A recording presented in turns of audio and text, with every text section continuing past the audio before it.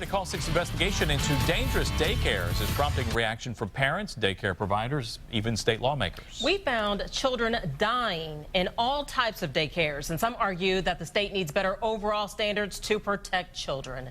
Call 6 investigator Kara Kinney has been gathering reaction, and she joins us now with today's developments. Kara? That's right, Erica. A group of state lawmakers say they're well aware of the dangers in Indiana daycares. In fact, they're considering legislation that would boost safety requirements for church and home daycares that accept taxpayer funding. The bill would limit the number of children per worker, something already happening at licensed facilities. So this is Rowan and Brody and Parker. Karen Baker operates a church daycare called Kids Castle. They are not licensed by the state. You're a registered ministry. We are. But do you follow all of the regulations that would be required for a center or no? Yes, we do. Kids Castle voluntarily follows child staff ratios, so there's not too many kids with one worker. Children can get hurt. Children need to be supervised. But hundreds of daycares do not follow child staff ratios statewide, and yet they receive millions in taxpayer funding. State lawmakers are considering legislation that would boost safety requirements at daycares that accept federal vouchers.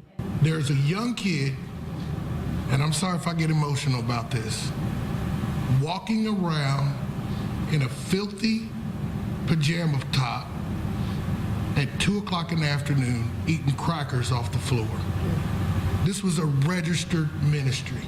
We shared our investigation with Senator Greg Taylor, who says tougher standards are needed for all daycares, but focusing on those receiving tax dollars is a start. They don't want us to regulate children.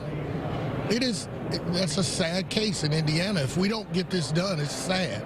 Opponents argue increased regulation is not the answer. There is no new legislation needed And could infringe on religious freedom. Child care ministries are inspected twice as much as all other child care facilities.